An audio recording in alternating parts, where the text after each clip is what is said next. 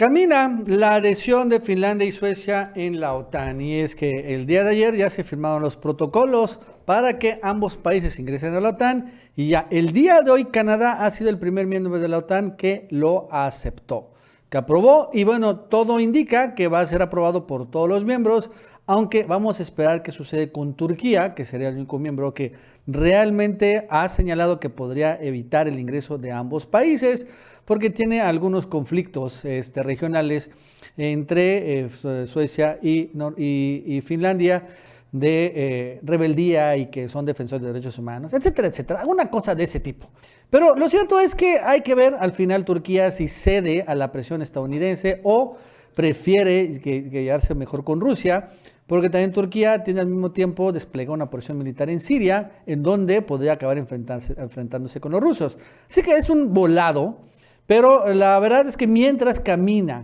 de todos modos la incorporación de Finlandia y Suecia a la OTAN. Creo que probable que al final acaben siendo integrado y sea más grande la alianza militar. Viendo que, al final esta alianza de la OTAN se convirtió, debemos recordar que la OTAN surge como una especie de bloque de defensa ante la URSS y que iba a ser vigente mientras duraba la Guerra Fría. Pero a partir de que en 1990 se deshizo la URSS, se cayó el muro de Berlín, la OTAN se quedó sin realmente su objetivo principal y empezó a integrar a varios países en este bloque, pero ya con otro fin distinto, ya no solo defenderse de la entonces poderosa Unión Soviética, sino ahora de aumentar la expansión imperialista de los Estados Unidos, que es lo que hemos visto que ha hecho la OTAN recientemente, y es lo que también ha sido muy criticado, que la OTAN cada vez empieza a integrarse más al llevar sus fronteras más cerca de Rusia, únicamente provocando a este gran país, el grande porque, territorialmente es muy grande, y eventualmente también a China. También Estados Unidos quiere hacer un poco lo mismo con China a través de alianzas militares allá, el llamado Quad y ahora el AUKUS, también para hacer una especie de acorralar a China y a Rusia en medio de bloques de países con alianzas militares, que si esta alianza militar, si se ataca a un país, de inmediato entran todos los países a responderlo. Pero esto ha provocado que Rusia y China, que históricamente estaban medio distanciadas, ahora estén sumamente integradas y hayan formado, cuando menos de facto, una alianza militar y comercial que también es sumamente poderosa, y como es nada más entre dos países, es más fácil el entendimiento que entre varios países. Ahorita Rusia la verdad es que ha doblegado a toda Europa, convirtió el gas ruso en una especie de arma y la verdad es que le ha funcionado maravillosamente bien. Y China podría convertir el comercio internacional también en una especie de arma y doblegaría también a Estados Unidos y no se diga también a muchos más. Entonces, de todos modos, esta alianza, esta integración, de Suecia y Finlandia a la OTAN, sí cambiaría un poco los pesos y contrapesos en Europa. Y ya Putin señala que, ellos no querían, pero ahora se van a convertir en blancos militares Suecia y Finlandia y van a tener que desplegar en la frontera con estos países, pues misiles, tropas y bases militares. Y tener muy conscientes de que si hay un conflicto militar entre Rusia y la OTAN, los primeros países que van a destruir van a ser Suecia y Finlandia, entre otros.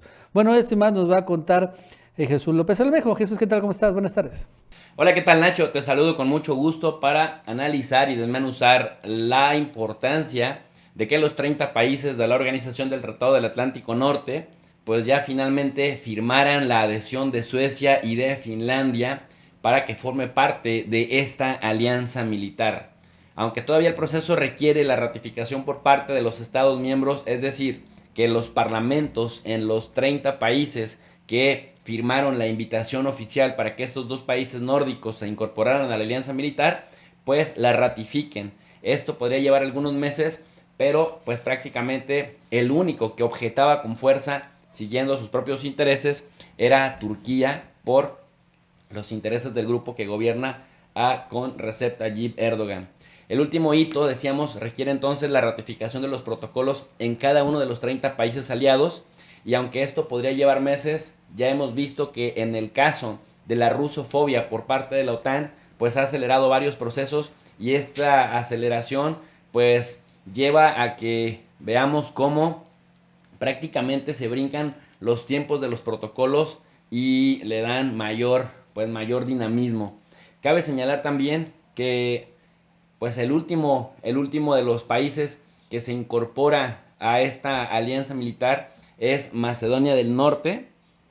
y que ahí sí pues se llevaron bastantes meses, y que en estos meses pues prácticamente le pusieron las últimas condiciones a este país. Por otro lado, estos 12 meses en los que Macedonia del Norte se incorporó allá por el año 2020, no vieron ningún problema con Rusia, puesto que pues, Macedonia del Norte no implica una amenaza real para Rusia, ni tampoco está en la frontera con Rusia. Cierto que se encuentra en una frontera lejana, pero en una frontera con países aliados a,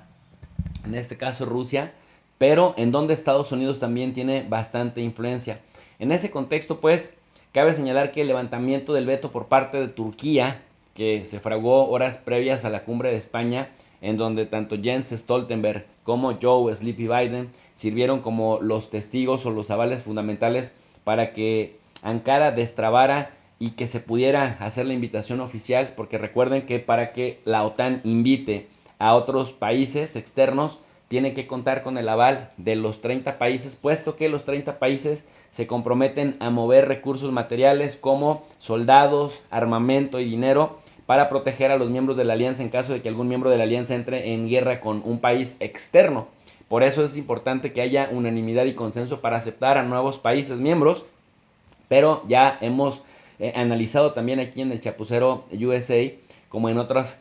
medios, cómo justamente Erdogan le exige prácticamente de todo a Finlandia y a Suecia, de hecho que renuncien a su pues rico historial de asilo diplomático y de asilo político. Le exige también que reconozca como terroristas a los miembros del PKK,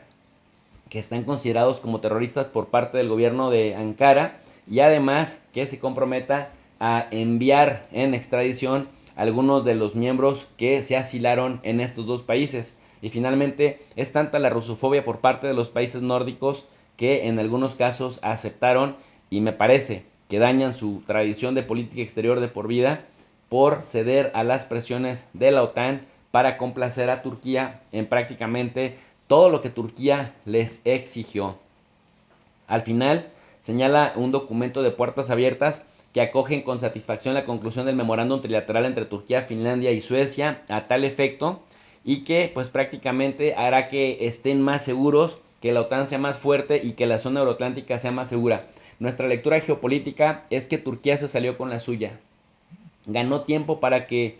Rusia le diera, pues al mantener a raya a Finlandia y a Suecia por un tiempo, ganó tiempo también el mismo Turquía para que Rusia le diera permiso de inmiscuirse en los asuntos del norte de Siria. Una vez que cumplió lo que necesitaba en el norte de Siria, le da la espalda a Rusia, se pone en este caso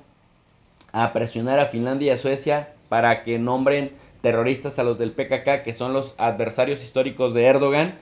pero todavía no hay nada seguro. Es decir, Erdogan se puede echar para atrás en cualquier momento y al final decir que es culpa del parlamento turco que no ratificó, en este caso, el nombramiento, pero podría nuevamente renegociar con Rusia algunos acuerdos para que esto no se materialice. En fin,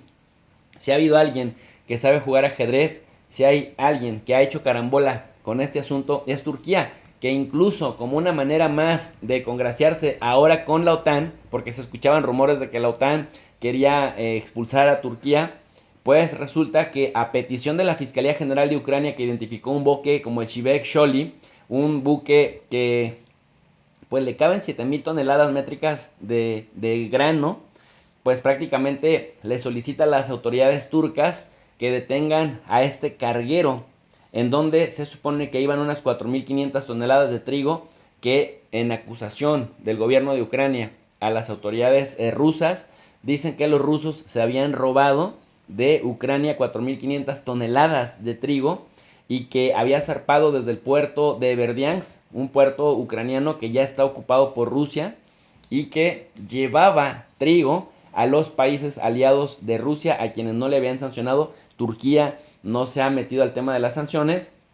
y una vez que llegaran al puerto turco de Karasu, de ahí se iba a transportar en camiones hasta Konya, la histórica Konya, la Konya imperial, Selyúkida, y a otras provincias de Anatolia Central, donde hay un gran número de industrias harineras. Sin embargo, bueno, las autoridades turcas, en honor, digamos, a la petición de la Fiscalía General de Ucrania,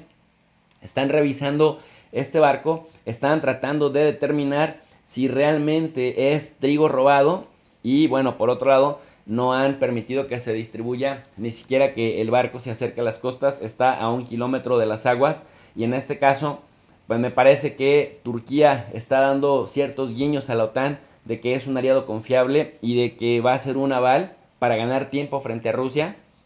en que todo lo que pase por los puertos turcos pues va a ser supervisado por este aliado de la OTAN que salió más pragmático y más inteligente que, bueno, muchos gobiernos europeos. Nacho, hasta aquí mi análisis. Para un comentario más extenso les invito al canal de Tu Profe DRI y yo me despido con un cordial saludo para la comunidad del Chapucero USA.